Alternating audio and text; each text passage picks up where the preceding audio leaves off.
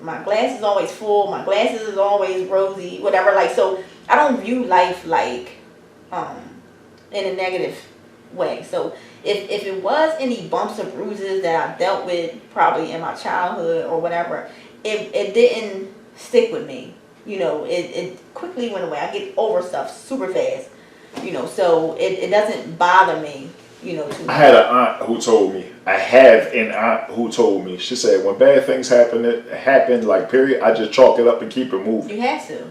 Wow. You get stuck. But a lot of people don't. A lot of people don't chalk it up and keep it moving. So the people who have that ability, more power to you. Because you get I guess because I work with mental health, you know, patients, you know, you get stuck there, and that it becomes dark, and you can't get out of that.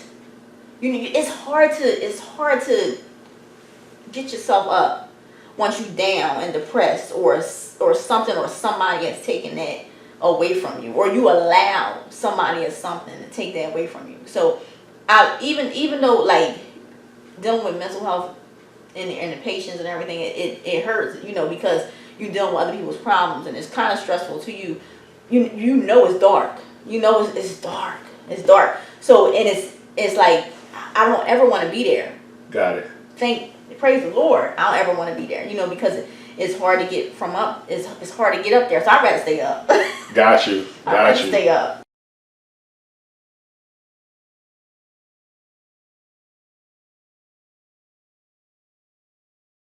Kashana, how are you today? Okay, yourself? I'm great. I'm great. I'm actually very excited that you decided to rock with us. Thank you for being here. You're welcome. So first and foremost, did I pronounce your name correctly? Yes. Kashana. Okay. Can we hear you say it? Kashana. Kashana. Yeah. Okay. Now, was your name ever mispronounced during your childhood? Well, all the time. All the time. Yes, what have you gotten? Kanisha, Kashawa, Keisha. It's crazy. So, I mean, I like everybody to call me Yara because it's simple. You know, that's my middle name, and I've been called Yara like my whole entire life. So Yara is your middle name? That's my middle name. Oh, interesting. Yeah. So did you tell people to call you Yara, or was it like people in your family calling you that? No, well, people in my family call me Yara, and I liked it because I just liked it. I didn't like Kashana because it was hard to pronounce, and a lot of people didn't know how to pronounce it. So I felt like Yara was easier, and I would just sound like, you know, Tara, Yara. You know, they oh, okay, they got it. Right. But your mom named me Kashana. Okay. And my dad named me Yara. Interesting. Okay. Yeah. So, did you have any other nicknames, or was it strictly Yara? No, just Yara. I mean, I played around like in 5th grade, like K-Rock or something silly. That was like in 5th grade. So. Right. Yeah. I would love to talk to your mom about your name, because like I've talked to women who have named their daughters, and like a mother-in-law or somebody else will call them something else because they didn't like their actual real name. I wonder if your mom had a problem with people calling you Yara at first, like her name is Kashana. No, because she that's funny. No, because she called me Yara. Oh, okay. Yeah. Okay. So, and what my grandmom had a problem with Kashana because my dad named me Yara. So like if she would write me a check or whatever, she put Yara Kashana Waples or Yara K Waples. She didn't play the Kashana. Like so, whatever her son, that's what she did. Does anybody call you Kashana? Like teachers used to call you Kashana? Some of my close friends, you know, they like to call me Kashana, you know, when they're being stern or whatever with me. But my coworkers, you know, when I used to work with people, they will call me Kashana. Okay. Some they didn't know how to pronounce it, so I just say K. But they're not close, you know, they're close to me, you know, because we work together. But you know, and sometimes I would say, you know, call me Yara, but they still say Kashana because, you know, we're in the workplace and my dad said Kashana. So, okay. Yeah. Okay. Now, where are you from? I am from Camden, New Jersey. Really? Yes. Any particular section? Parkside. Really? Yes. Okay. Any particular block? I lived on the 1200 block of Langham. Okay, interesting. Yeah. What was your neighborhood like growing up? How would you describe your neighborhood, your block? How would you describe Camden in general? Well, My block was quiet. I felt like the 12 block of Legon was quiet. Parkside was cool to me. Like, you know, I guess the times was different because we walked from, me and my friends, we walked everywhere. We would walk East Camden, you know, we didn't go venture out Cramer Hill, but we would walk East Camden, we walked Centerville, you know, we would just walk, you know, in like middle school or something like that. And to me, it wasn't an issue, you know, to me, you know, I mean, of course, you know, they had like shootings and, you know, it was like Parkside against such and such or whatever, you know, different towns or whatever, but like, it was cool. It was cool, wasn't an issue for me. So you never had any real issues growing up in Camden, per se? No, because I liked everybody. Like I never had an issue with anybody per se. You know, I got along with everybody. You know, so. Okay. Yeah. Were you an only child? No, I have an older brother who is 9 years older than me, and I have an older sister who is 10 years older than me. They're both on my mom's side. My dad's side, I had one brother. He is the same age as me. We're 3 months apart. Okay. Yeah. Okay. Is he older or younger? He is younger than me. I was born in December. He was born in March. Ah, okay. Yeah. So I was about to ask, what was it like being a baby, but you weren't. Well, they were going. You know, they were going when I was like 9. Yeah, so it was like I was there, you know, by myself. Okay. But I had a lot of friends. Like even though you weren't an only child, you kind of grew up as an only child in the house by yourself. Yeah, I was cool with that. Like I said, I had a lot of friends. They was there too. Okay. I was there over their house, or they was there with me. You know, so. Okay. Like I said, like I had a good time. We played outside and all that stuff. It was fun. Okay. Were you spoiled? Did you get everything you wanted because it was just you? I don't know well, my mom never played that with me. So my grandma did. You know, she would give me anything that I asked her. Is she your mom's mother or your dad's? No, that's my dad's mom. Your dad's mom. Give her a shout out. What was her name? Gretchen Waples. Gretchen. Shout out to Miss Gretchen. Yes, at Waples Funeral Home. Yeah, she passed away. Okay. Yeah, condolences. Sorry to hear that. Yeah, that was my girl. She lived a good life. 97 years old when she died. So wait, your last name is Waples. Waples, yes. And the Waples Funeral Home is your family's? Yeah, that's my grandmama and my father and my grandfather. Interesting. I never met him though, but yeah, he was. Yeah, that's what it was. Yeah. Condolences. Yeah. And they are out of Camden, right? They are out of. It was Camden, New Jersey, on Kane Avenue. It was one in Burlington, and I think they had one before I was born, if I'm not mistaken, in Gloucester or Salem. Okay. I can't remember, but I know it was a couple of them. Interesting. Yeah. Now, you mentioned your parents. Did you grow up with both of them? No. My dad and my mother, they didn't get married, you know, or they were together to have me, but they weren't together. My mom did get married. I had a stepfather. How old? 6, probably 6 until maybe 9th grade or so. Okay. But that was the 2-parent household. So there was never a point that you could recall where you lived with both your mom and your dad? Oh, never. Never. Okay. My dad was a mess. He was doing his thing. Got it. So you lived with your mom? Yes. How often did you see your dad? Were you sometime when I went over my grandma's house. Okay. Yeah. Okay. He would come, but he lived in Atlantic City. Okay. And like I said, he was. So you never went like specifically to stay with him for the weekend or something like that? No, my mom didn't allow me to. Okay. Got it. Now that you're older, excuse me, do you think that played a role in the men you dealt with or the men that you allowed to spend your time with, or just a decision that you made in life that you weren't with your dad like daily? I felt like I got a variety of each and every characteristic that my father had in himself. Like who he was is who I got in relationships. My father, you know, he was a heroin addict for a couple years, so I felt, you know, I got at him. You know, he was a cheater. I got cheaters. You know, Right. But other than that, like, you know, I felt like I've had all that, you know, in my life. But he was so super cool. Like I love the relationship that me and my father had after the age of 18 because I was able to understand him better. Okay. You know, than I did in my teenage years. Did you resent him at all in your teenage years? No. Okay. No, because my mom didn't play. So I'm not into all that, but I feel like, you know, it was like a yin and a yang thing. So my mom, she was very strict. She wouldn't allow me to go to no parties.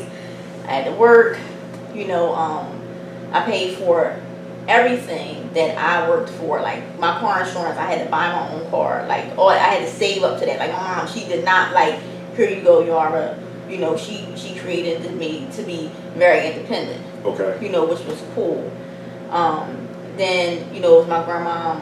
You know, she would give me, you know, whatever she wanted. And then my father, he had to pay child support, and this is why I won't like put my son's father on child support, because my father would tell me like, oh. And I was like, Dad, you know, can I get some sneakers or something like that? And he's like, no, you know, I paid your mom. You know, you got child support, right? You know, and I was like, yeah. So I was like, he was like, well, you know, then you ain't getting nothing from me. Go ask your mom. So I was like, oh, okay, I get it. You know, and then from then I was like, you know, child support was a thing for me, or it wasn't. Matter of fact, it wasn't a thing for me because I felt like, you know, no child should have to go through that, one, and two. A system shouldn't have to dictate how a man should raise their child. Agreed. Period. Agreed. So, but I never resent him. I was able to understand him at 18 years old, and our relationship grew and grew. Like, and when he passed away, I was like, you know, how am I going to have that balance again? Because my mom, she's a certain way, my father's a certain way. You know, and I felt like I needed that balance. And, you know, I was able to overcome it after he passed away and everything like that. But, what was his name? Artie Waples. Artie Waples. Arthur Waples Jr. Okay, Arthur. Okay, got it. Yeah. Again, condolences. Sorry. Yeah. How old were you when he passed? How old was I? I guess 30. In my 30s. Okay. Maybe 35 or so. So from 18 to that point, you got a good 15, 16, 17 years in him. Yes. Okay. He moved because he got himself together. You know, he moved to Arizona, and I would visit him every year. Really? Yes, every year in Arizona. He lived in Phoenix? He lived in Phoenix, Arizona, and I would visit him every year. And then, you know, one year my grandma started to get dementia, and then she got Alzheimer's. Then he took my grandma. You know, he took my grandma in Arizona, and that was like, that crushed me. You know, it probably still crushes me to this day. But you know, because I was helped. You know, I was helped great. I was in college. You know, and you know, that was hard. That was hard when he felt like that he needed to care for her, and he took her to Arizona. But I still went to go visit the both of them. Okay. In Arizona, and he was like, there's nothing in New Jersey for me. I was like, what about me? And he's like, I'm not coming back. And then when he passed away, you know, we had to cremate him. Not really me. We cremated him, and I laughed because I had to bring him back on a plane with me, you know, in a box. Right. And I say, you back with me now, and you come to New Jersey, you know. You ain't got nothing to say, you know, but you know, right. So he's I have him. Now, what was your relationship with him prior to 18? It was rocky. It was rocky because, like I said, he was on heroin. So he had a little attitude, you know. And then I had an attitude. But I mean, growing up, like, what's that? Let me see, what's that called? Maybe when my adolescent years or something like that, you know. But puberty. Yeah, puberty. Before that, you know, we was cool. I didn't see him too much. I don't remember seeing him too much. But you know, when I did, you know, I was like, can I get a monkey? You know, and he gave me a stuffed monkey or something like that. But he always felt like, you know, I'm not working hard to have her around me. You know, like she'll come to me eventually, and I did. Okay, got it. Now, what was your relationship like with your mother growing up? What was her name, by the way? My mom is Linda Jackson. Shout out to Miss Linda. She is the best. That's my baby, though. What was your relationship like with her growing up? Good. It was good. She always say, You waited until you was like ancient to do anything like far as bad stuff. Right. Yeah, but I always obeyed her. I never gave her too much of issues. I kind of saw, how my brother and my sister would react or whatever, and I was like, I never wanted her mad at me. So, okay. And that I think that's how I am, period, in life, so I never wanted her mad at me. So I wasn't giving her like hell or, anything like that. Little things here and there, but nothing to stress her out or anything like that. Okay.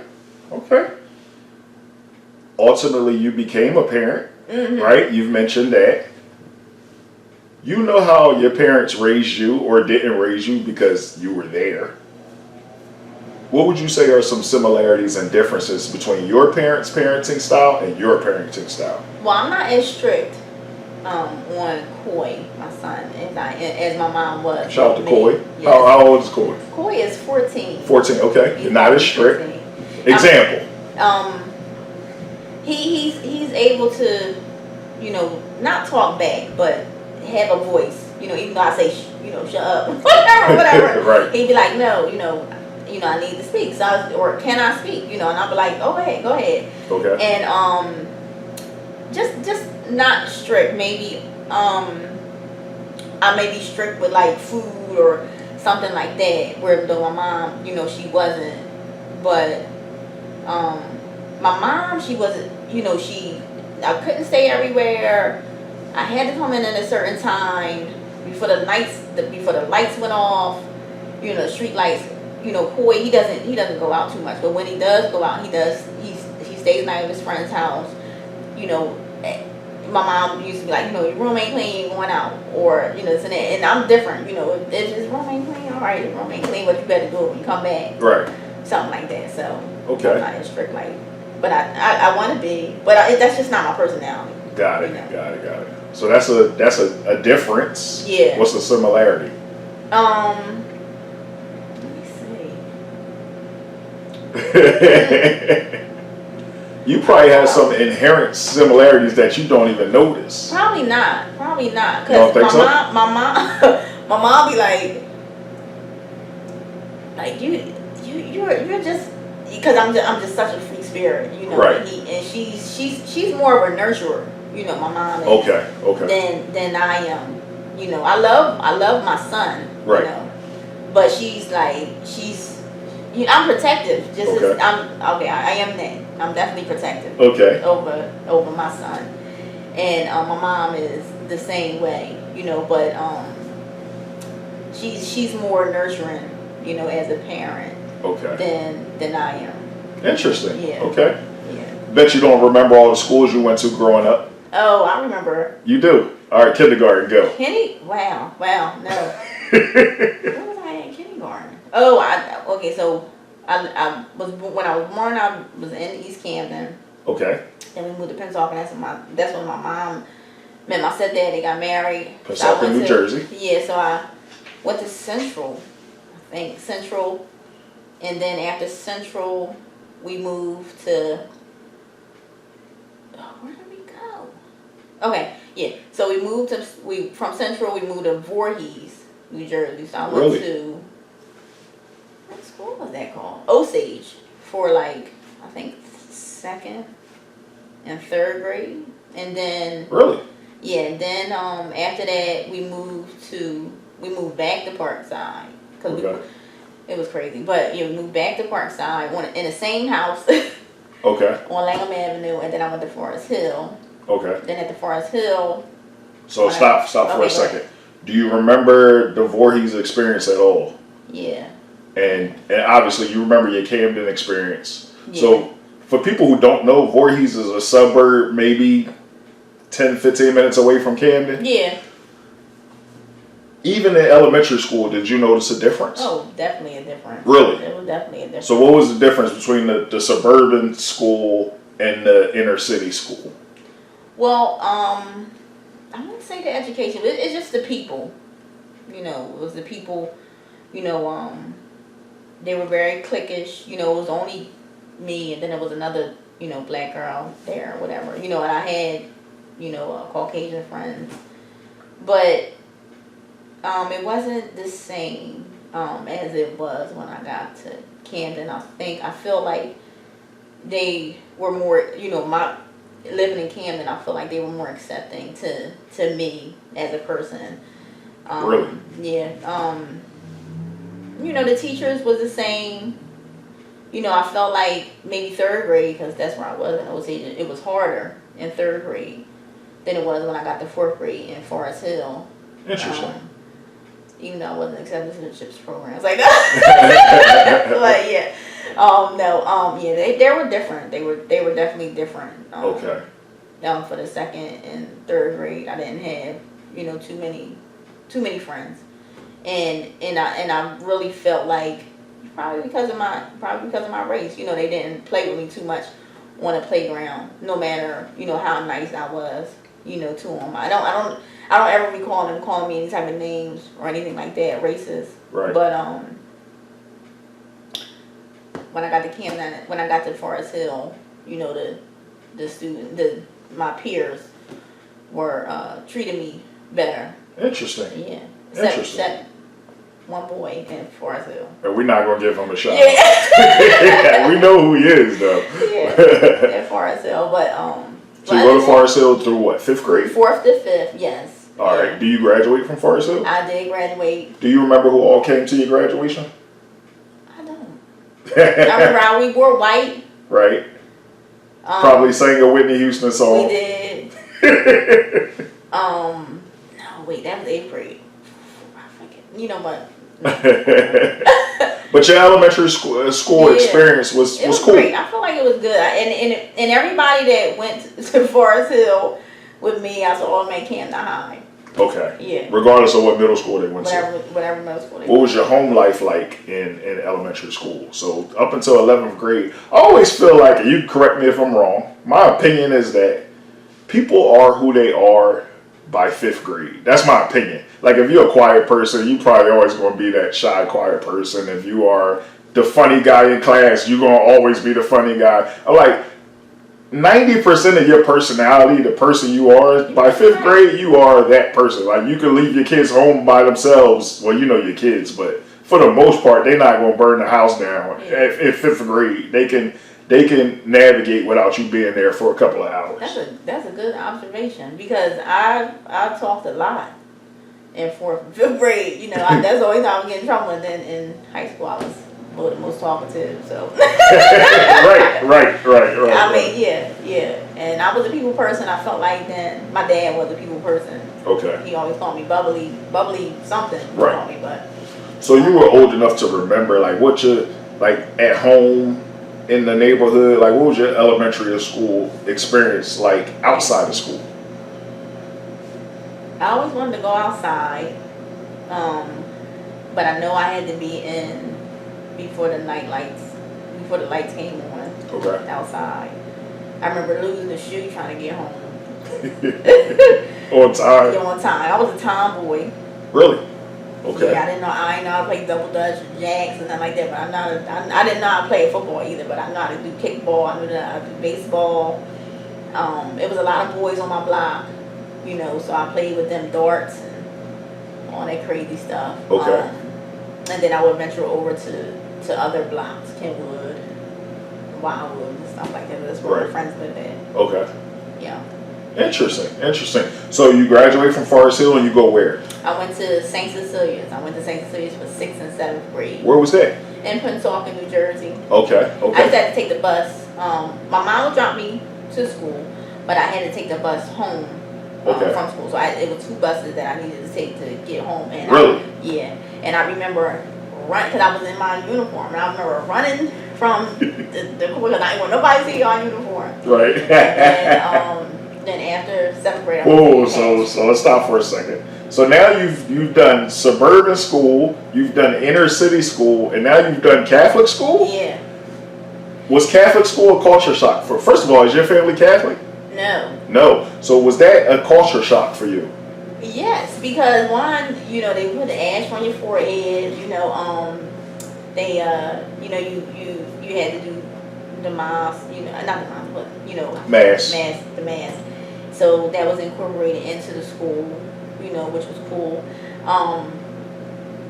I met, it was for St. Cecilia was cool. It was a lot of people from Camden who went there. Really? Yeah. Okay. Yeah. So and it was only one grade.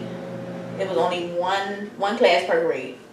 Oh, really? Yeah. So it was only 3 classes in the whole. Yeah. So if it was 6th grade, it was only one 6th grade. 7th grade, only one 7th grade, and then we would have to switch. So like one time we read a book called To Kill a Mockingbird. I remember that. Yep. And my 7th grade by teacher, Harper Lee. Yeah, my 7th grade teacher said, "You're going to read this in high school."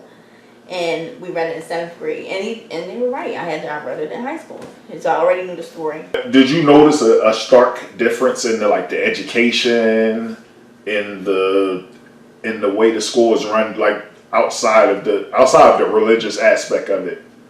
No, not really. Okay. You didn't feel like you were behind? No, I've always had problems with math. So anywhere I go, anywhere I went, maybe like in Voorhees, I might have got a D in math, and then I probably got a D in math at St. Cecilia's? St. Cecilia's. Okay. But when I got to the camp school, maybe it was a C, or it might have been a B, or a low B. Got it. Or something like that. So I mean, it wasn't much of a difference. What was your mom like regarding your grades? Was like report card day? Sure, she didn't. Hey, I get anything taken away. I have to come in the house with A's and B's on a report card. Now, when the D's is on a test or something like that, but when they're on every report card, it better been like A's and B's. Okay. And a C. Or I don't even think she required it. I think that was just something that, I required of myself. And I knew I wasn't going to bring a lot of, bad grades in the thing. Interesting. Yeah. Okay. So middle school is 6th through 8th grade. So you only went to St. Cecilia's for 6th and 7th. 6th and 7th. What happened where you didn't go there for 8th grade? Oh, I don't remember. I know I went to Hatch. Okay. In 8th grade. And where is Hatch? Hatch is in Parkside. It's in Parkside, where you were from, where you lived? Yeah. Okay, so you go to Hatch for 8th grade. Was that another culture shock, or was it? No, I knew everybody. I knew, not saying I knew everybody, right. But I knew most majority of the people, right. because I went to Forest Hill with them, and I'm in the hood. I'm living where the school is. Yeah. Like, if we do a percentage, I'm gonna make this up. What would we say? Like at least 75% of the kids who go to Hatch are from or live in Parkside. Is that too high? Maybe like 60%? Maybe Parkside, Pollock. I feel like a little bit of Centerville. A little bit of Centerville, yes. I don't know if it was people. Yeah, oh, and downtown. Downtown. Definitely downtown. Right. So downtown. Parkside, maybe like 50%, and then 50% everybody else. Like mixed in. Yeah. So you knew most of the people. Yeah. Okay. So how was your Hatch experience, 8th grade? Hatch was good. I think I was probably starting to wear shoes, maybe one pair of shoes or something like that in Hatch. Okay, because you were a tomboy, all sneakers. Yeah, I was sneakers. My mom. Did you always have the hot kicks? Did you have to go to a Payless? No, my grandma, she bought me, something, and my mom was like, don't buy her not sneakers, Right. But my grandma didn't pay her no mind. She just like, all right, I'm just getting what my granddaughter wants. And my grandma made it known, like, and the only reason why I'm getting you what you want is because you're my son's child. Like, if it was anybody else, Right. She'd let me know that. But did you have a favorite pair of sneakers? Your all-time favorite pair growing up? No. But I definitely wanted to be comfortable. That was my thing. Like, I wanted to always feel comfortable in my clothes, be comfortable. My sister, she was 10 years older than me. She called me Shim. She called me brother man from another land. She was horrible. But I got out of it because I knew I was about to go to Camden High. And right. Go to Camden High, that was the fashion mecca. The fashion mecca. So fashion show high school. Right. So I knew I needed to change who I was real fast before I got to 8th grade. And that's the school aspect of it. Again, what was your life like in 8th grade? You 14, it was good. It was 13. Good. 8th grade, I was walking more, so I was exploring more. I was walking to East Camden. Okay. I was walking the Pole Live, the Centerville, you know, all that stuff. So, and you never had any real problems in Camden. No. That's a great success story. Because what it is, like, you know, I went to Antioch Baptist Church, so most of the people that was in Centerville, they went to Antioch Baptist Church. So I knew people from Centerville too, because they were in the church. Maybe not every Sunday, but they went to like summer camp or something. Got it. You know, I knew them. It's bananas because so many girls who turn into women from Camden got a story about at least that one thing. Something happened one time where some girls hated on them because they ain't like her because she was cute or she dressed better than them, or you was in the wrong part of town and you never had that issue. That's amazing. Okay. So you finished. So you graduated from Hatch. Yeah. Do you remember who came to that graduation? My grandma, she came. Okay. My grandma came to my mom and my grandma and my stepdad. They probably came to, and probably my sister and my brother. I can't remember. But you know for a fact your dad wasn't there. Was he there? He might have been there. He might have been there. Okay. Okay. Interesting. And you automatically know you're going to Camden High School after 8th grade? Yeah. There was no other considerations? Yeah, we went to the high. Okay. What was your high school experience like? I liked Camden High, and I cried at graduation, walking down we all had to walk down the street on our graduation, and my hair wasn't done, but I cried. But Camden High was cool. Like, you know, they used to snatch earrings on the ramp, but, you know, I was always cool with some of the guys, so they said, don't go on the ramp, you know. They snatch earrings up there, but, you know, so I never got into, like, I never fought there. So wait, you haven't mentioned one fight at all, period. I fought. Oh, you fought, okay. I did fight. I fought, like, outside of school. Okay, got it. In the neighborhood. Okay. Yeah. But it wasn't nothing to recall or, like, it wasn't. But you got through the whole high school with no fights. Yeah, no. Excellent. I worked. You know, I had a boyfriend. I had friends.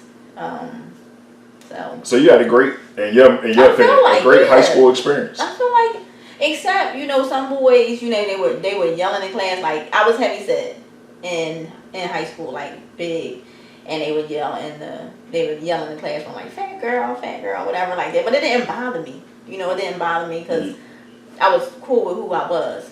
Right. You know, and then they would tell me later on in my yearbook or after, oh, I just called you fat girl because I liked you. Like, that is not how you get a girlfriend. Right. But yeah. So you mentioned your job. What was your first ever job? I worked at, my stepdad ripped me off. I worked for him under the table. I would get paid $60 a week.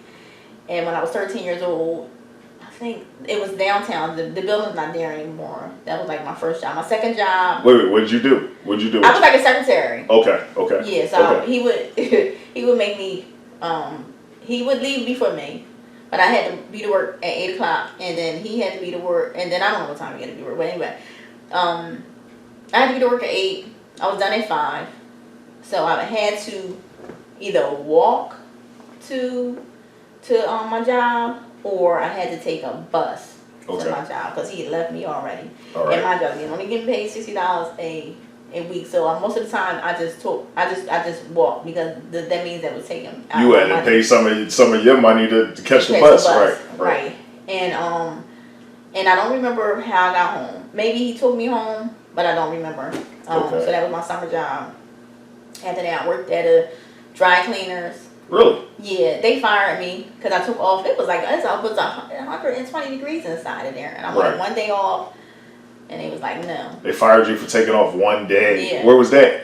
That was in Audubon. Okay. And I remember I think my mom was taking me there. Okay. So how long did you last there? A month. It was a month. So that was your first ever official real job. My real job. Got it. Interesting. Then McDonald's. McDonald's where? On Montgomery Avenue. Okay. Then I worked at the sneaker store in the Cherry Hill Mall. Which one? It was like Foot Locker? No, it was a sister store of Foot Locker. Oh, okay. I don't know the name of it. Foot quarters. Foot quarters. Foot quarters. Okay, Yep. interesting. Then from there, I worked at ProDirect. And ProDirect was telemarketing. Yeah, and that was, I got paid $10 an hour, and I thought I was everything. I saved up all my money from ProDirect, and I saved up all my money from foot quarters. Okay. And I bought me a car for my 12th grade year. Really? What did you get? A Subaru, and it was. Wait, a Subaru what? You remember? No, but I don't even think it had a name. I just know it was a Subaru. What color was it? Burgundy. A burgundy Subaru. Yes, Nice. It got paid every time I got paid. I know that's right. I know that's right. So, you graduate from Camden High? Yeah. Okay. I went to Cheney. You went to Cheney? I went to Really? Cheney for 1 semester. Okay. And how'd you like it, by the way? Was it fun. Okay, so it wasn't like a culture shock for you? No, Cheney was fun. You went to Cheney right after, like, that September you went? Yeah, me and Aaron Watson from Camden High, we went to Cheney. His life changed. He was the best at Cheney. I'm gonna tell you a quick Aaron Watson story because first of all, he was on the wrestling team with me, right? But when he was at Cheney, and I did not know you were there with him. Yeah. I was at Temple. Oh yeah. In Philly, and he used to deal with a girl who stayed in my dorm. Get out of here. Yeah, Watson was the man at Cheney. So wait. I don't believe it. One time, he wasn't able to get in because cell phones weren't that big in like 2002, right? So I seen him outside, like, yo, what's up? Like, it's my dude. He's like, yo, I'm waiting on this girl, and he said her name. I forget her name, but he said her name, and I know her because she lives down the hall from me. So I was like, I'll go get her for you. So I went in and got her. I was like, my man outside waiting for you. She was like, I told him to call me. I don't know what happened with the phones and situation, but she came down and got him.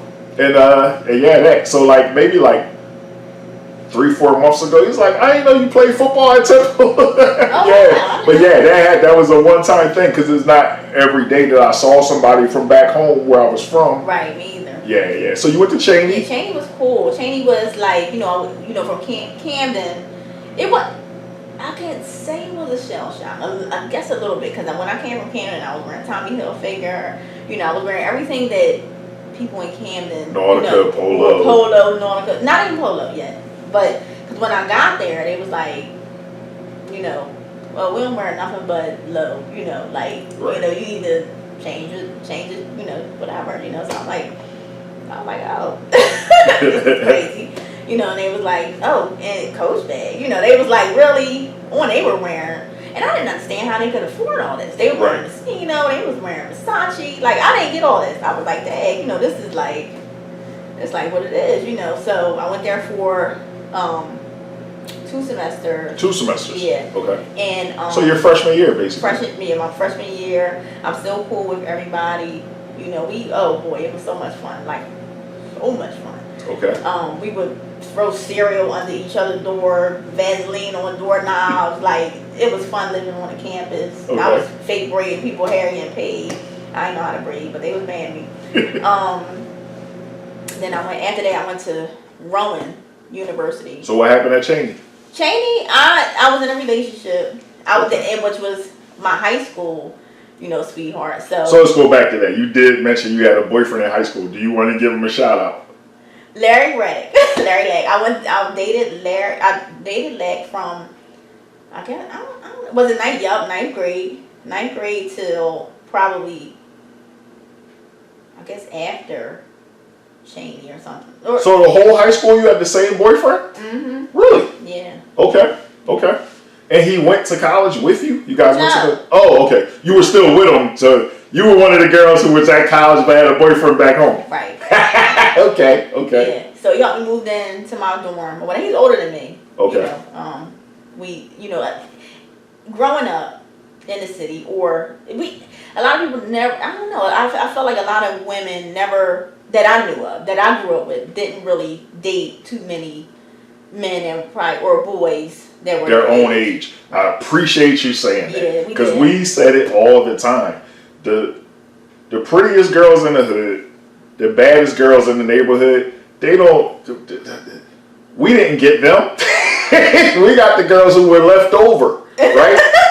That's what we always say. The girls who was left over, because the drug dealers, the older guys, the guys with cars, got all the pretty girls on the block, and that was just the way we grew up. Mm-hmm. It was very rare that a gorgeous woman like yourself was dealing with a guy her own age. That's rare. Yeah. Like a 15-year-old girl is with a 15-year-old guy. And I lied about my age too, you know. It was so funny. My mom, he had brought. So how old did he think you was? I was 14 and I told him that I was 15. So I was turning an age. And he had brought like Happy Sweet 16. And my mom was like, Happy Sweet. He had brought a cake to my house, but I was at work or I don't know where I was. And my mom was like, Sweet 16. Why does this boy think you 16? She's like, my daughter is 15 years old. Wait, so how much older was he than you? 5 years. I think 4 to 5 years. Okay. Yeah. So he was, I was 15, like 19, maybe it's 4 years. Maybe about 4 years older than me. Okay. Yeah. And you could see the difference. Was there, now, from your perspective, was there a difference in a guy his age versus a guy that was your age? I don't know, because I never dated anybody else. I mean, well, forget dealing with him, like you was around boys, like just the way he acted. Was he more mature than the 14-year-old kid or a 15-year-old boy? I don't remember. I think everybody. I felt like everybody that I was cool with in high school was probably doing the same thing that he was doing. They were just in school, right? You know, so got it. I didn't really see a difference, and they all knew. Knew him and everything, so you were with him for at least 4 years. Yeah, 4 to 5. Yeah. Was it a good relationship? Yeah, he was very respectful. Okay. My mom don't like a lot of people, but she loved him. Your mom liked him? Okay. Yeah. He was very respectful, very protective. Jealous? He ain't played that. Put it like that. Okay. Nobody else. But I wasn't out there like that. Right. To be, I respected my relationship, even at a young age. So, I wasn't out there like that for him to feel any type of way about anything. But yeah, he was cool. He was very, like I said, very respectful, and ultimately what happened in the end? Communication issues. At a young age, you don't know how to communicate. Like when I went away to Cheney for my first year, he never told me, okay, well, I'm hurt that you're going away. You are like one of the only people that I can, talk to, or, not that he needed protection from me, but just a comfort from whatever, he was going through, in his life. And when we got older, we discussed it. And I was like, Dad, I never knew that, and I probably would have just went to Rowan, maybe. Right. But even though he helped me move into college, it still was and he changed, and I couldn't get him back. I couldn't bring him back to. Right. And that happens in a lot of relationships where you chasing the person you met. I couldn't bring him back to where he was before I went to college. Okay. So like he never cheated, nothing like that. Then, when I went to college, it changed, but I didn't know it changed because I had left. Yeah, you were in this whole new world. I was in a whole new world. So, question: when you went to college, and this is your personal opinion now, do you feel that Camden's educational system prepared you? Were you ready? I think I was good. I felt like I was good wherever I went. So you was cool in school, in college, killing it. Yeah, I always got, my grades stayed the same.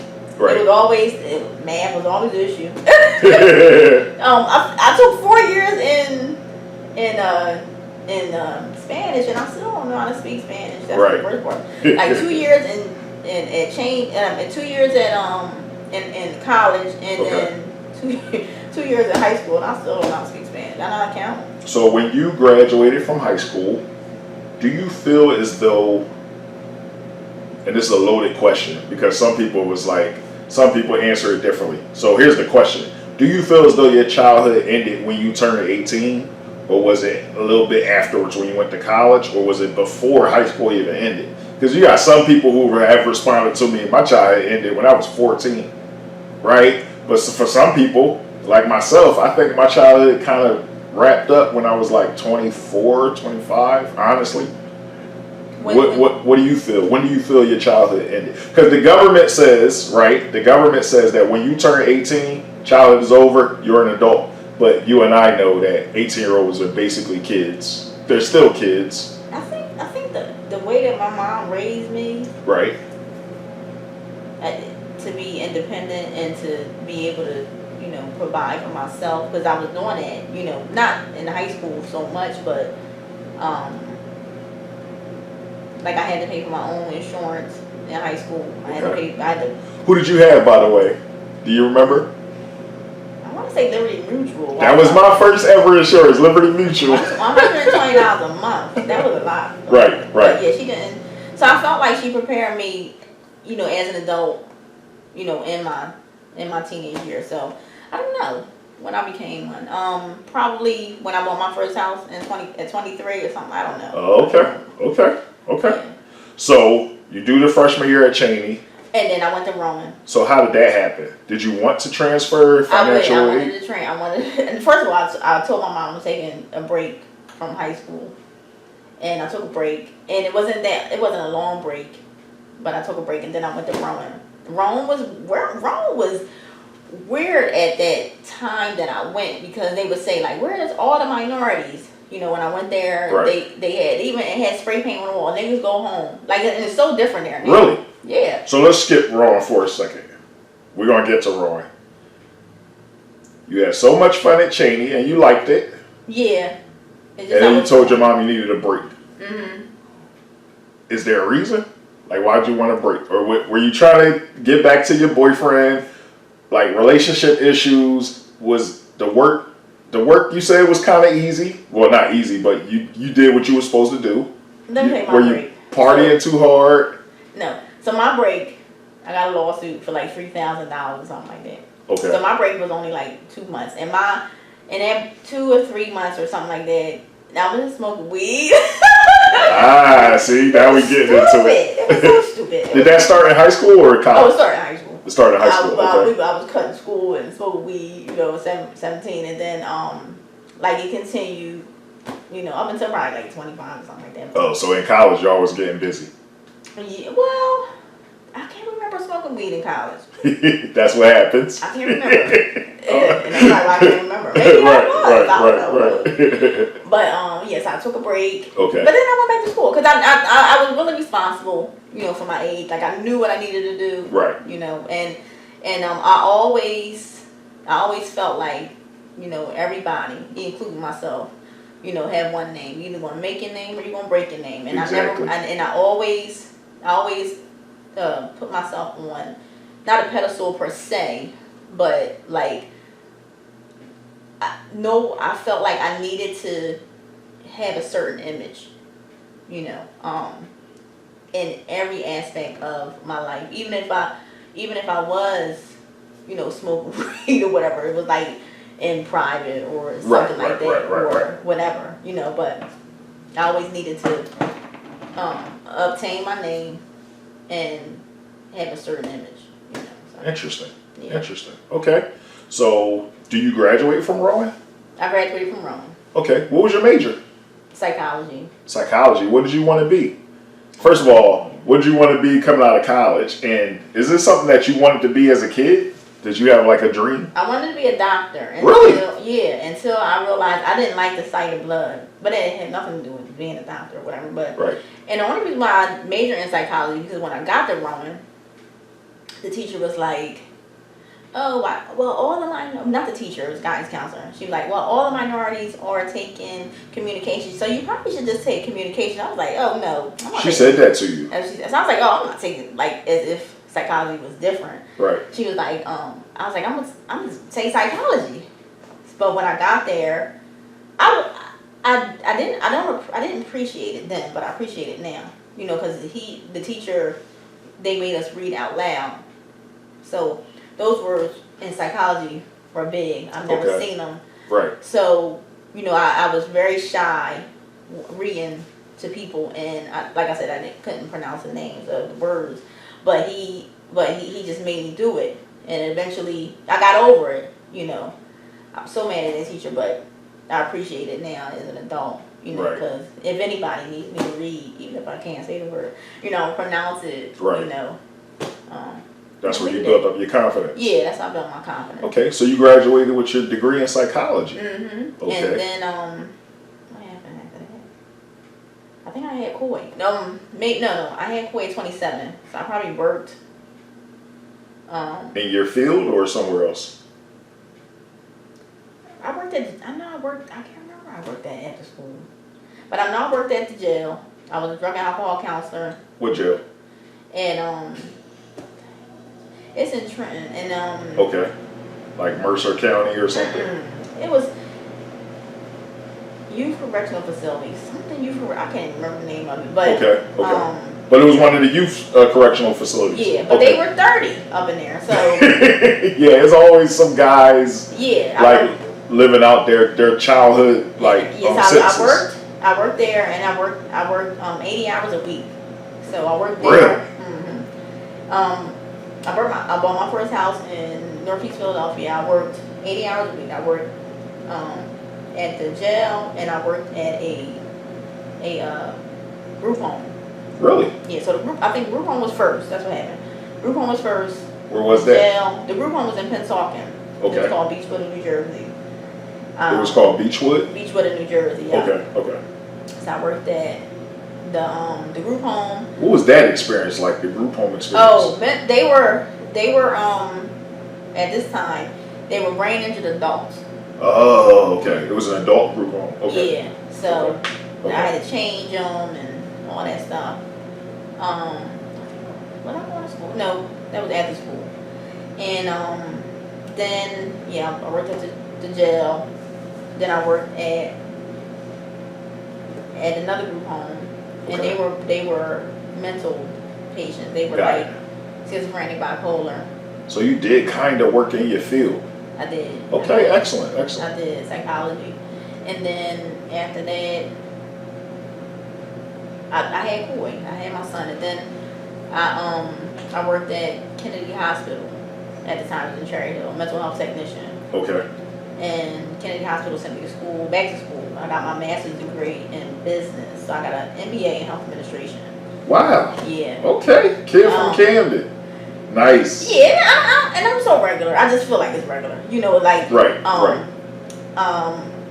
So I did that, and then I felt like I struggled my whole 30s, like from 30 to 40. This lady said, "You're gonna be all right when you get 40," and I was like, "Okay, I am." I did. So let me ask you a question. You just mentioned Koi. You had him around 27. 27. Okay. Yeah. It's hard to speak for other people, but he's 14. If we was it's weird because you guys are different sexes, but if we stick Koi into your 14-year-old world, do you think he could survive? Could Koi survive your life? He is. Yeah. Okay. He's good. He's like the man in the house. But he's like, Mom, you don't do that. You know, you really need me to be in the car with you. You know, he's like okay. He's a real protector. He's protective of you. Yeah, he's definitely. Got it. He definitely don't play. On a scale of 1 to 10, and this is my favorite question to ask people, with 1 being the worst ever and 10 being the best possible, how would you personally rate your childhood and why? I'll say like a 9.5. A 9.5? Yeah. Wow. I didn't really have any issues, you know, growing up. Maybe little things here and there, but not much. You know, I enjoy, you know, and I'm maybe because I'm not that type of person. Like, my glass is always rose, my glass is always full, my glasses is always rosy, whatever. Like, so I don't view life like in a negative way. So if it was any bumps or bruises that I dealt with probably in my childhood or whatever, it didn't stick with me. You know, it quickly went away. I get over stuff super fast. You know, so it doesn't bother me, you know, too much. I have an aunt who told me, she said, when bad things happen, like, period, I just chalk it up and keep it moving. You have to. Wow. You get stuck. But a lot of people don't. A lot of people don't chalk it up and keep it moving. So the people who have that ability, More power get to stuck you. because you get I guess because I work with mental health, patients. You get stuck there, and that it becomes dark, and you can't get out of that.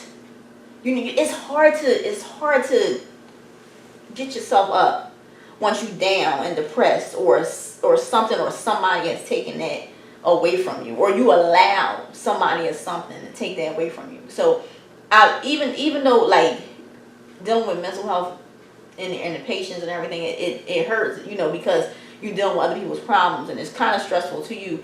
It's dark. It's dark. So and it's like I don't ever want to be there. Got it. Praise the Lord. I don't ever want to be there, because it's hard to get from up. It's hard to get up there. So I'd rather stay up. Got you. I'd rather stay up. Very positive. Yeah, I'd rather stay up. You're a very optimistic type of person. I'm definitely optimistic. Okay. Well, the next question I'm gonna ask you, I'm going to ask you twice. The first time negatively, so we're gonna go down for a second, and the second time I'm gonna ask you positively. All right. Do you have a worst childhood day or time period that you would like to forever forget?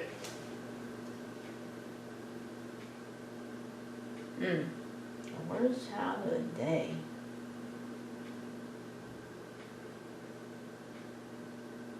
And here's the thing: if you have to think that hard, that's amazing. Maybe when I lost my grandma in fourth grade. Maybe that was hard. Really? Yeah, that my mom's mom. What was her name? Thelma. Shout out to Miss Thelma. Yeah. Sorry, condolences. Yeah, probably. That was tough on you. Was that the first time you ever lost somebody? Yeah. And we didn't have a lot of deaths. Right. I had a cousin, he died 14. That was a tragedy. But okay. What was your cousin name? Evie. Say it again? Evie. Evie and the twins, that incident. Yeah, that was hard. That was rough. The wild thing is, the last interview I just did, he was calling out Evie and the twins. Then the next time was EB. Okay. EB and the twins, when he crashed going across the bridge, and that was rough. EB, again, I was Centerville in school. I'm not a gangster, I'm none of that, but I was lynch mob. I'm SB. Right. When I'm in school, right. These are my friends. Do you understand what I'm saying? So that's the kind of tools it take on me. Yeah. What was his actual real name? Ibrahim. And everybody called him EB. Okay. And car accident. Mm-hmm. So condolences. Yeah, so he was your cousin. Wow. My cousin. Yeah. So. Okay.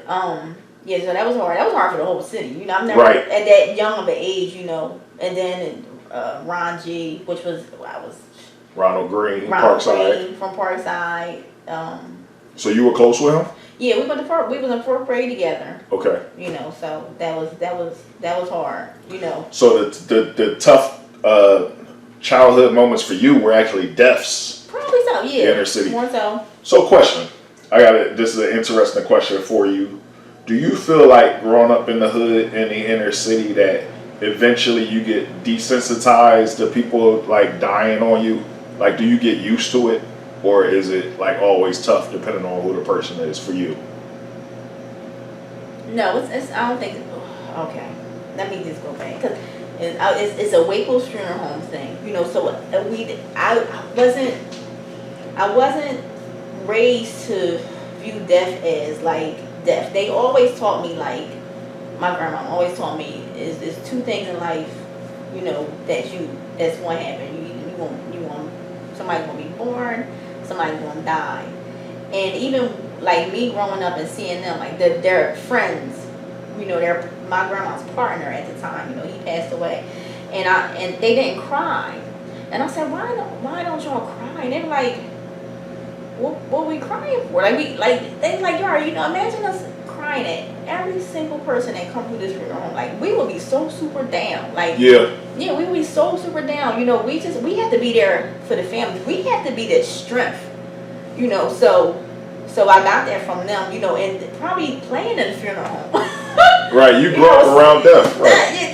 Just like just seeing them every time I go to the funeral home, somebody in the casket. Right. Or they never let me in the back because at the time they would do everything in the back. I don't know if they do it in the hospital now, but I hadn't been in the funeral home in a long time. But I was raised there, Right. So I seen it all the time. So it was just like, okay, Now, being from Camden, did you ever see any dead bodies in the street or see somebody get shot or killed? No.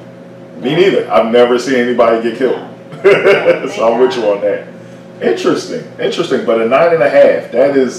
That's great. I love my childhood. You know, my mom was strict, but you know, other than that, it molded me, you know, to be who I am today. All right, so let's flip it.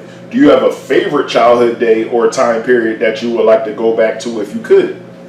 I saw the smile. You know what? Let me go back to the worst day. I have to do a worst day. You have one, okay? I do. Okay. So my friend.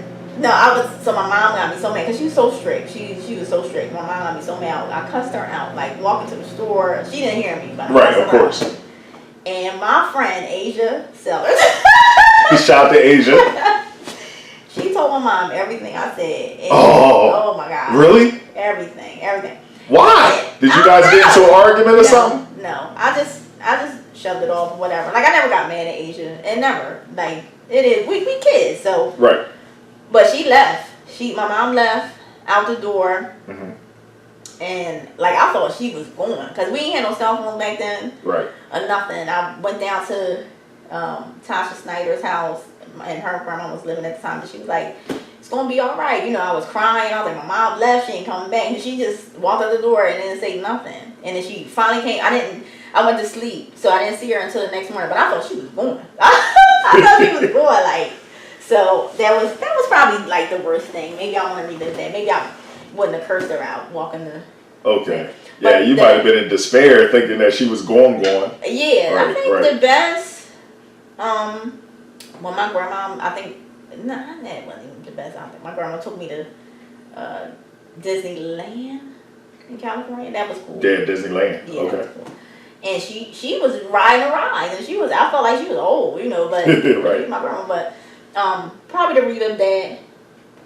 And which one was that, by the way? That's my dad's mom. I spent time with most of them, but because my mom's mom died at such a young age, you know, right. I always was with your dad's. My dad. Okay. And not always because she ran a funeral home, so I didn't really see her, you know, too much. I see her before she leave, and then 8 o'clock at night. That's how long she worked. Okay. Her days was long. Got it. Got it. Yeah, that's the it. Trip to Disneyland. Yeah. Okay.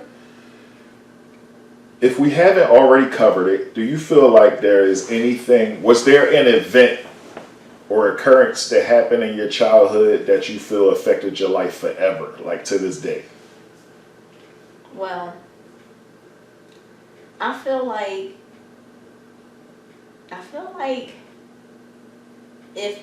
don't know, maybe if I chose, and not childhood, and maybe not even high school, but I felt like if I chose differently in like men, okay, then I probably and I say I was married before, but I probably would be like settled, you know, with a whole family. Got it. You know, so I'm missing that part because, you know, of, you know, maybe what I saw in my neighborhood or right, whatever. I can't say from in my household. Because it was stepdad. The options that you had. The options that I had. And I could have definitely, you know, went with, you know, a different type of man, but I chose not to. Okay. You know, so. Interesting. Do you think that could have been because you only had one boyfriend in high school or nothing to do with that, independent of that? Meaning you didn't really get a chance to shop around if you just had one guy the whole time. Yeah. Well, no, I don't think it affected anything. Okay. You know. Okay. But I definitely, you know, if I choosing differently. Yeah. Now you said earlier that the composite of all of the guys and men that you wound up dealing with, a piece of them was your father. Oh yeah. So you think that maybe subconsciously you were chasing your father the whole time? It could be. It could be. It could be. I hope I'm not chasing them anymore. Right. But yeah. Yeah, that's it. Okay. What is your overall perception of how your childhood affected your life? So, who is the Kashana, aka Yara, of today? Who was the woman you became? Do you feel like all of your experiences and everything that you learned and everything you know now, did your childhood mold you into that person, or it did? Okay. Definitely, because I'm from the time I wanted a $30 because Kwame was out, so sheer shirt, polka dot. It's a new beginning. My name Kwame, and if you didn't know, I can tell you that I'm a mellow cool brother, slicker than oil. Rap gets so hot it makes the spit boil. The rhythm.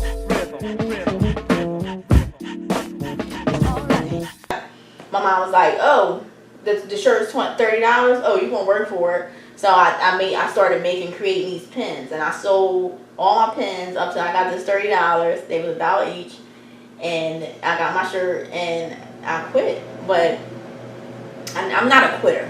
Okay. But that's not the point. The point is, I work up to what I want. You know, I thought. Wow. If you want something, you go get it. Yeah, I thought when I got my master's degree that I was going to make $100,000 a year, and I went to Lockheed Martin, this green belt, some type of training. Everybody at the table was making $100,000 a year. I was like, oh, okay. When I graduate, I'm making $100,000. I did not.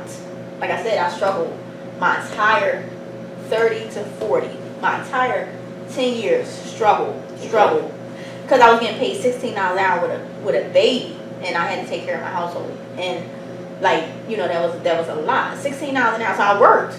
You know, I enjoyed my life, but I worked. So I work to get where I am today. You know, I seen hard work. You know, growing up, I saw all of that. You know, so I worked 4 years to get up to where Juice Capital is. Like I worked, and you know, thank God, you know, I have a team now.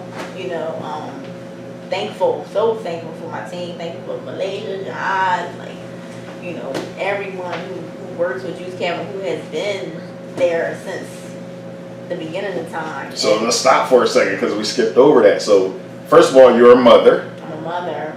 You are a professional. Yes. You're an entrepreneur. Yes.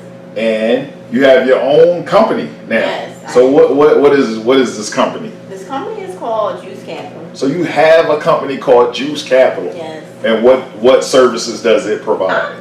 We do juice plans. Like juice plans. Yeah. We do juice plans. Like 100% fruit juice? Fruit, vegetables, with either mint or ginger. You know, nothing is added in. You know, we juice everything. So the juice plans, they help with losing weight, they help with diabetes, they help with high blood pressure, they help with IBS, they help with irritable bowel syndrome.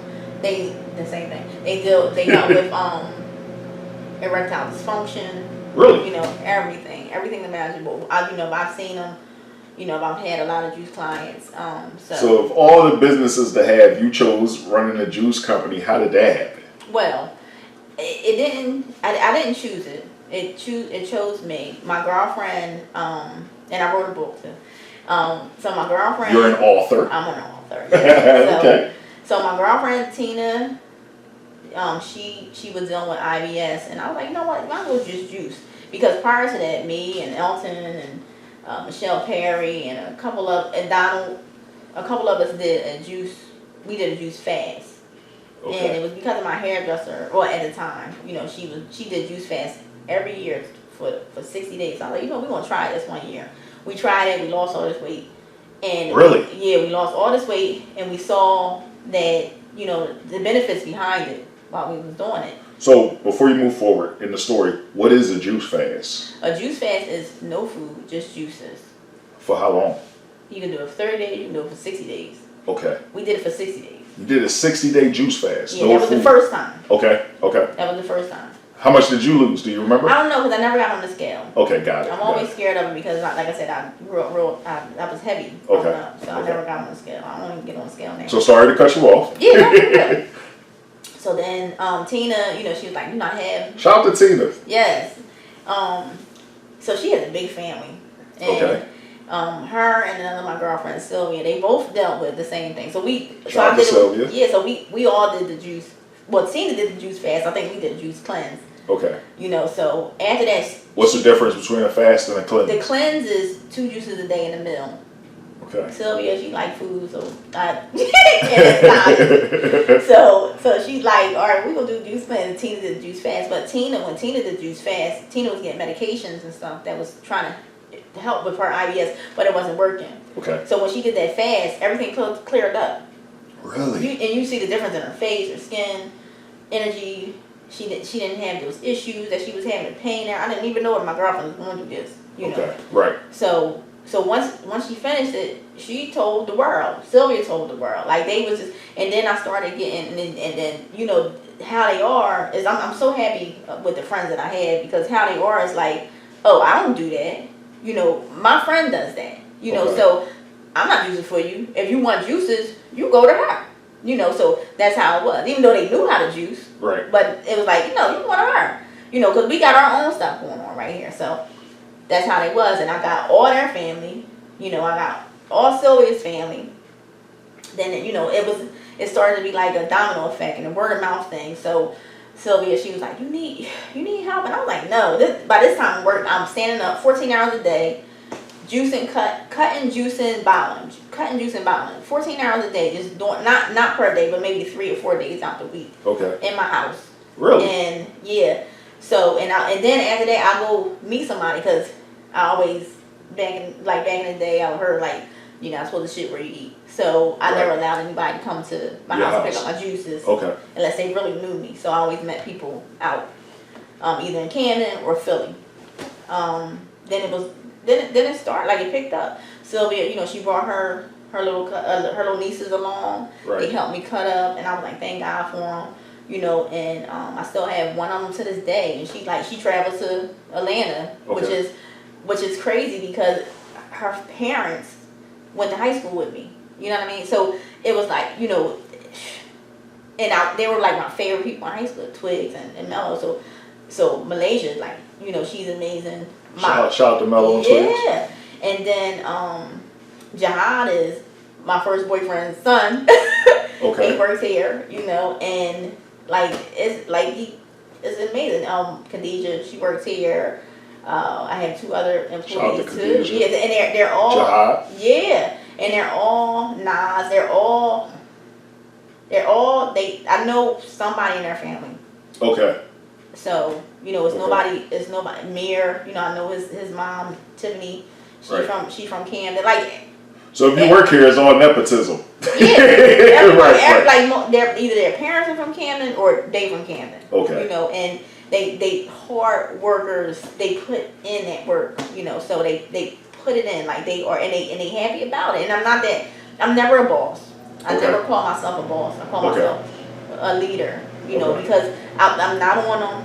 You know, I give them flexibility. You know, I want them to be able to have like the best work experience ever. But when they here, you know, they need off. Take off. Right. Yeah, I feel like your personal life is more important than this company. You know, Okay. like deal with like, oh, I got a toothache or I got a doctor's appointment. Well, take off. You know, like That's a reflection of your childhood. You had that experience when you took off one day and got fired. Yeah, maybe that. See? And you don't want to be that person. I'm never that person. I mean, they're respectful. You know, they do it when they come here. Like I said, they work, and you know, I'm respectful to them. It's a give and take. I respect them. They respect me. Where is it? Where is Juice Capital? Juice Capital is in Blackwood, New Jersey, on Blackwood Clemson Road, across the street from McDonald's, Starbucks. What's the address? 1031 Little Gloucester Road. Now, what if you're watching this and you're not from New Jersey? How would they be able to get some of the juices? We can. Well, first of all, my cousin is running a business. It was called Juice Capital and Jersey Fit in Atlanta. Okay. So Malaysia or myself will go down and we juice. So in you've Atlanta. already expanded. Yeah, but it's the same process if it was when I first started. So Okay, like okay. home base, whatever. So you know, you get the juices. You know, you call her up and she sells the juices down there. Right. We make it, we freeze it. You know, but if you're not in Atlanta. Yeah, what if you in like Louisville, Kentucky? Louisville, Kentucky, we do a flat rate of $40. You know, you do your juice plan. We send it in the mail, and you get it between 3 to 4 days. It's frozen. When we juice it, we freeze it, we send it. I never had any issues of it going bad, sour, or anything like that. So That's how they can get it. Or they can do the overnight, which is way more expensive, and a lot of people decide to take or we deliver. I've delivered to New York. You know, people don't mind paying the $150 delivery fee to New York, as long as everybody in New York their friends is chipping in to get it. So they split that. They split the delivery fee, and I bring all the juices up there. So now, how many different flavors do you have? Oh my God! You know, so like I said, I wrote a book. Right now, we working with 12, but we do have. So it's 12 flavors right now. 12 flavors. And you wrote a book called what? So You Think You Can Juice. Okay. So I actually have over 150 recipes, because when I was in the kitchen. Oh wow! Yeah, experimenting. When I was in the kitchen, I was experimenting. So I have a lot of different juices, and I know which one does what, and so does everybody that work here too. They do. I went against the norm, because the norm is like, oh, you know, in the juice books it say like, oh, juices last for 3 days. No, they don't. You know, and different flavors and different fruits last for certain things. So I was like, you know, I'm going to test this theory. That's my thing. Like, you know, like, okay, so if this book is saying, like, you know, I'm going to test the theory. I'm going to be in the house. I'm going to put this juice in here for 7 days or 8 days or 9 days and see if it lasts. Right. It lasts. So now I know, like, oh, they like some people, oh, you know, it says 3 days. I'm like, because that's the marketing ploy to get you to buy more, right? That's what it say. Right. And most people don't test what people say, you know. And you know, I'm raised Christian, so in the Bible, you know, you show, you test, you see that everything is proven. I'm I'm messing up the whole Bible verse, but you test it. You test it. You just don't go along with somebody. You don't go along with this pastor saying. You go home and you read that book yourself and see what the pastor's saying, if it's right or wrong, you know. So that's what I did, you know, with my juicing company. Like, you know, just because this book says, this author says that it lasts 3 days, and this is all juices that last 3 days. No, they don't. Yeah, so my juices, they last 7 days. Some of them last longer. Right. But I cap it at that. Okay. You know, so. How long has it been up and running? We've been in the store since the end of August, like I said, of 2021. Okay. Yeah. Okay. So you coming up on the 1 year anniversary? Yeah. You doing something big? I don't know. I didn't think about it, but I should. I like it for it. But no. Yeah. But we was in the house. We was in the house, and the only reason why I left the house is because I had a neighbor who was complaining about my juicer making too much noise. Right. And it wasn't like me in Malaysia. We created a soundproof barrier in the house. Okay. You know, where the ones where they had the microphones and they sing or whatever. We built it. Okay. We built it in the table. So but the lady, you know, she was complaining anyway. So I was like, let me go on Facebook Marketplace. I went on Facebook Marketplace, saw a place that was for rent that I could afford. Okay. You know, and we went with it. Congratulations. Yeah. Congratulations. And seriously. no grants, no loans, saving. Thank God for the pandemic, for real. Because I didn't go nowhere. A lot of people came up in the pandemic. Because we wasn't going nowhere. We weren't buying nothing. There's silver linings in every natural disaster, every tragedy, every like. It definitely is. But great. All right, so give some advice to blank-year-old Yara, blank-year-old Kashana. If you could talk to a younger Kashana right now, she was standing in the room staring at you, and you could say one thing to her, what would you say to young Kashana, and how old would she be? Maybe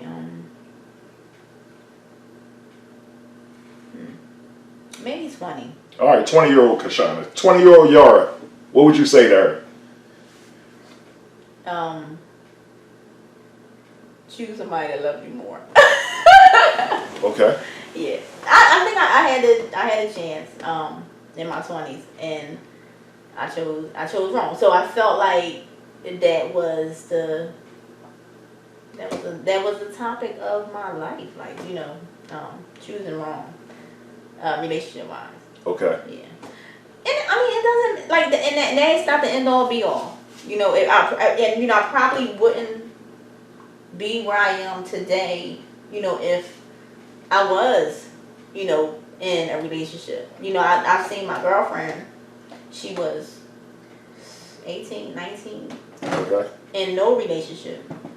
She saved $10,000 in one summer. Like, you know, it's just work. Relationship is work. I don't know. I mean, you can be successful in a relationship. You can be successful without a relationship. You know, but I think that's what I would have told myself. Kashana, we appreciate you being here. Yeah. Yeah. Thank you so much. Okay.